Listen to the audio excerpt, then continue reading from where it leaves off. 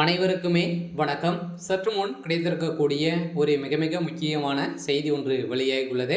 சற்று முன் கோபாலபுரத்தில் வெடித்த கலவரம், திரண்ட மாணவிகள், போலீஸ் குவிப்பு, இது மாதிரி செய்திகள் வெளியாகிருக்கு.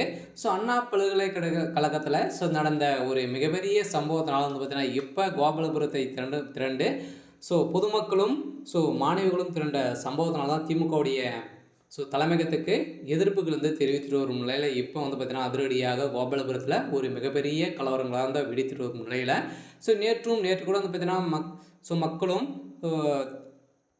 மாணவிகளும் பார்த்தீங்கன்னா திரண்டு அங்கு ஒரு மிகப்பெரிய போராட்டத்தில் ஈடுபட்டு கண்டனங்கள் தெரிவித்துட்டு வரும் நிலையில் மீண்டும் பார்த்தீங்கன்னா இன்றும் போராட்டம் நடத்தி இப்போ காலையிலிருந்தே பார்த்தீங்கன்னா இப்போ அதிரடியாக கோபாலபுரத்தில் திரண்ட மாணவிகள் அனைவருக்குமே பார்த்தீங்கன்னா இப்போ முதல்வர் ஸ்டாலின் அவர்களுக்கு எதிர்ப்புகள் தெரிவித்துட்டு வராங்க. இதை தொடர்ந்து தான் ஸ்டாலின் அவர்கள் என்ன ஆட்சி நடத்திட்டாரு பார்த்தீங்கன்னா இப்போ இந்த வன்கொடுமைகளாம் பார்த்துட்டு அனைவருமே அமைதியாக தான் இருக்காங்க அப்படின்ற மாதிரி பேசப்பட்ட நிலையில் திமுக சேர்ந்த அமைச்சர் பேசிய நிலையில் பார்த்தீங்கன்னா அவர் பேசிய அமைச்சர் ரகுபதி அவர்கள் தான் பார்த்தீங்கன்னா இந்த நிலையில் அதிமுக செய்தியாளர் சந்தித்து சிவசங்கரி கடுமையான எதிர்ப்புகளை பதிவு செய்திருந்த நிலையில் இதை தொடர்பாக வன்கொடுமை அண்ணா பல்கலைக்கழகத்தில் மாணவிக்கு நடந்த வன்கொடுமையை சம்பவம் சென்னையில் அதிர வைத்திருக்கும் நிலையில் அரசியல் கட்சி தலைவர்கள் பலரும் இந்த சம்பவத்திற்கு கடும் கண்டனங்கள் தெரிவித்திருக்கும் நிலையில் இந்த கண்டனத்தின் அடிப்படையில் பார்த்தீங்கன்னா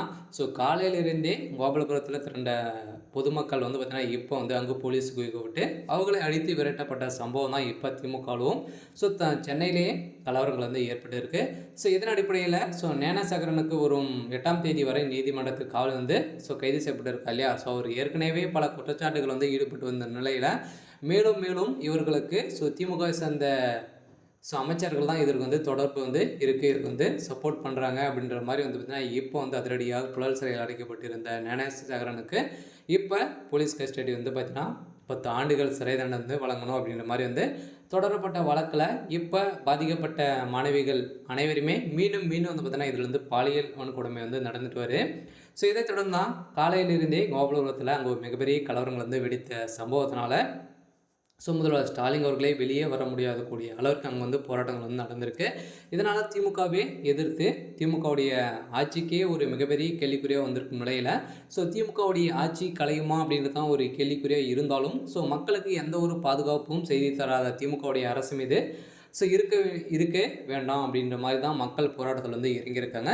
அதனால் முதல்வர் ஸ்டாலின் அவர்கள் என்ன பண்ண போகிறாரு அப்படின்றது தான் பெரிய கேள்விக்குறியாக இருந்தாலும் முதல்வர் ஸ்டாலின் அவர்களுக்கு திமுக இருக்கக்கூடிய பிரமுகர்கள் அமைச்சர்களிடையே பார்த்தீங்கன்னா அவருக்கு ஒரு மிகப்பெரிய இடியாக தான் முதல்வர் ஸ்டாலின் அவர்கள் கொடுத்துருக்கும் நிலையில் இருந்தாலும் என்ன நடக்குது அப்படின்றத வெயிட் பண்ணி பார்க்கலாம்.